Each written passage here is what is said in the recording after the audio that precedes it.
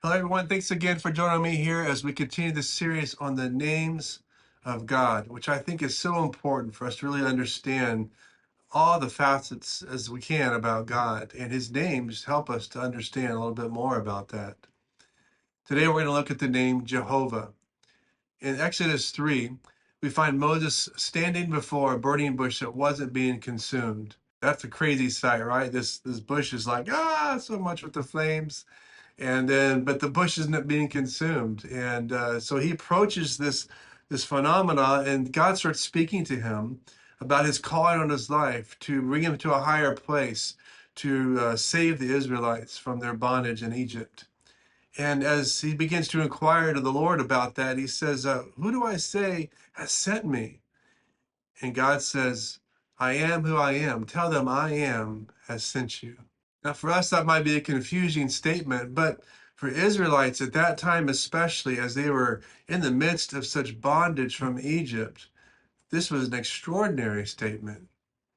The Hebrew term Yahweh, which we translate as Jehovah, essentially means the one who is, or the self-existent one. When God revealed himself to Moses as I am, he was declaring his eternal presence and power.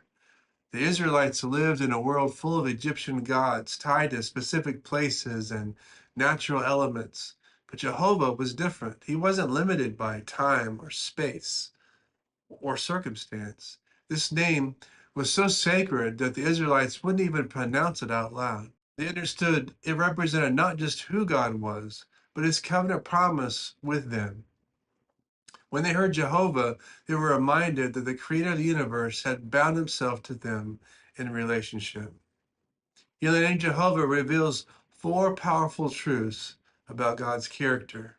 Number one, he is self-existent. He depends on nothing and no one for his being. Number two, he's eternal, existed before time began and continuing forever. That really boggles my mind sometimes, think about that.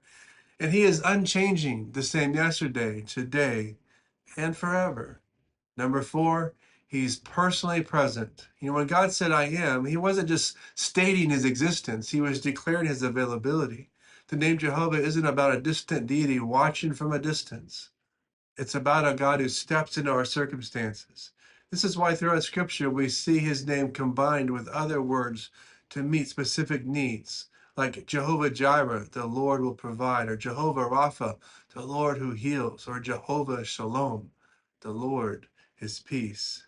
Each compound name reveals how God's presence manifests in different situations in our lives. I want to share something personal with you. Many years ago, I was having a very difficult time as a young adult, and I was really facing some big decisions in my life, and I really felt like life was unfair, that God was unfair. In fact, I felt like God wasn't even answering my prayers. And so I wanted that night to go out and tell God how I really felt about him. And so I went out to this lake, I think about 2 o'clock in the morning. No one else was out there. And I began yelling at God and just being so upset and so frustrated. And, you know, I don't recommend yelling at God. I do recommend, however, being honest with him and having that conversation with God, and many, many conversations that you need to have respectfully. I was not being respectful.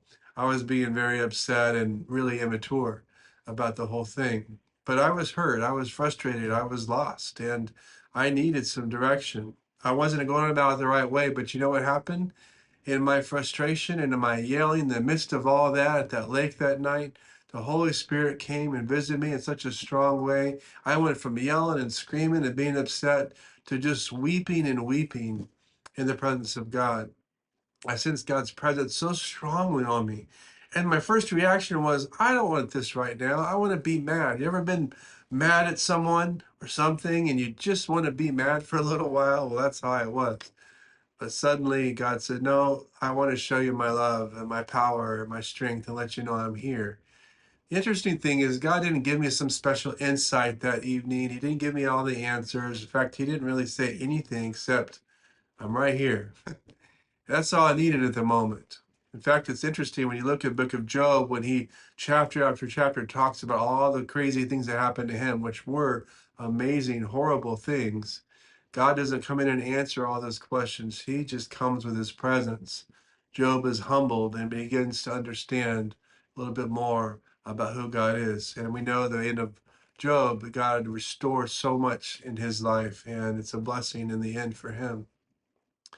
What I've learned in those situations in my own life is that God is often working the backgrounds of our lives.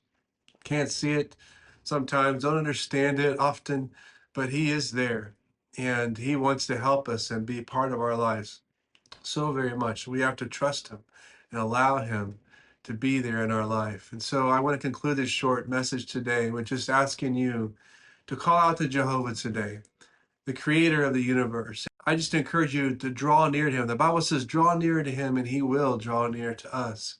And as I've said many times, this relationship with God begins and continues with humility and repentance. And so, we have to repent of our sins and say, God, I haven't figured this out. I need you desperately. I want you to be my Lord and the Savior of my life. As we are just honest with God about that and make that resolve, we have a real opportunity in our life to have transformation, for God to come in and bring that light that we need in our life. And so I encourage you to do that. I want to say a prayer to that effect right now. Father, we thank you so much that you are here with us. Sometimes it is difficult to see where you're at work. And I just pray for everyone that's listening right now to the sound of my voice. I just pray that you'd help them and encourage them. Help them to sense your presence, Lord, and to have an experience with you. Help them to be able to trust you, Lord, and reach out to you, Father. And Lord, as I repent of my sins and ask you, Lord, to forgive me of all the things in my past that have been wrong and where I've wronged you or others, I thank you, Lord, that you forgive me and you help me. Lord, I thank you, God, that you help us to draw near to you today. And thank you so much for directing and guiding us in Jesus' mighty name. Amen. Hey, I just encourage you also go to our website, saltandlight.live. You'll see a lot of free resources there that'll help you in your walk with the Lord, explore Christianity, build your faith, train for ministry. Hope it'll be an encouragement to you. Also, get involved in some good Bible-believing churches in your area and connect with believers so you can grow in your faith. Have a wonderful day. God bless you. Bye-bye.